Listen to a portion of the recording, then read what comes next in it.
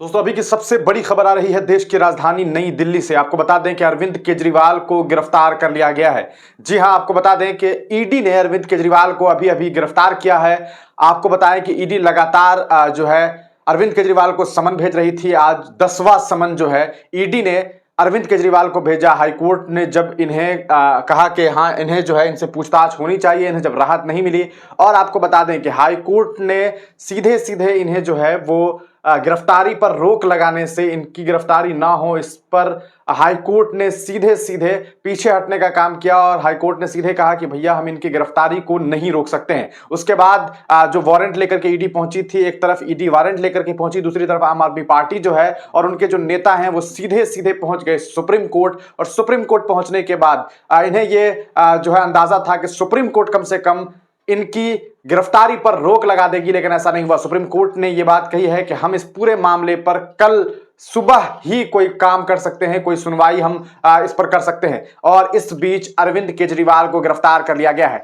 नई शराब नीति घोटाला, एक ऐसा घोटाला कहा जा सकता है कि शराब तो वैसे इंसान के जीवन के लिए हानिकारक होता ही है, लेकिन शराब किस तरह से एक पार्टी के लिए हानिकारक बनता जा रहा है, इसका अंदाजा आप नई दिल्ली से लगा सकते हैं। एक तरफ लोकसभा चुनाव की तैयारी में तमाम दल लगी हुई है।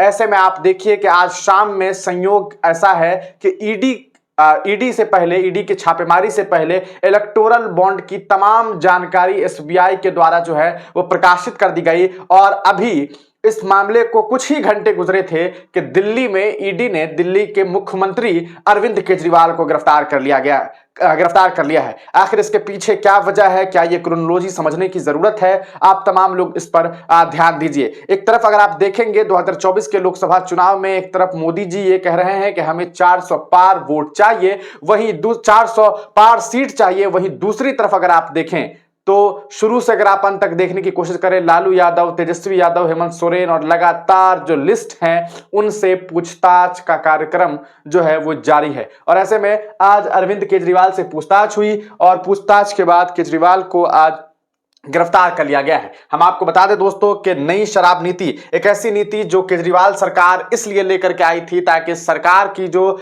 इनकम है, सरकार के पास जो पैसे का स्रोत है वो बढ़ सके, लेकिन ये मामला उलट हो गया और कहा सकता है कि दिल्ली सरकार की रेवेन्यू में इस नई नीति की वजह से और कमी आ गई, ऐसा इनके ऊपर आरोप लगाया गया है। माना जाता है कि करोड़ों रुपए का नुकसान हुआ और इस करोड़ों के नुकसान के पीछे आपने देखा कि किस तरह से पहले मनीष सिसोदिया और फिर लगातार आम आदमी पार्टी के कई नेताओं के ऊपर जो है वो ईडी और सीबीआई की गाज जो है वो पड़ती दिखाई दी। अब हम आपको बता दें कि अरविंद केजरीवाल के मामले में अभी क्या कुछ खबर सामने आ रही है। अरविंद केजरीवाल को गिरफ्तार कर लिया गया है और आप देख सकते हैं ईडी ने केजरीवाल को गिरफ्तार कर लिया है। हम आपको बताएंगे कि आखिर इसके पीछे की वजह क्या है। Once again a vindictive misuse of central agencies. अच्छा, इससे सेंट्रल एजेंसी का मिसयूज बताया जा रहा है कि इन्हें गिरफ्तार किया गया है। दिल्ली हाई कोर्ट ने refuse to grant him interim protection from arrest. और अरेस्टिंग से जो है वो राहत के लिए जो हाई कोर्ट से इन लोगों ने अपील की थी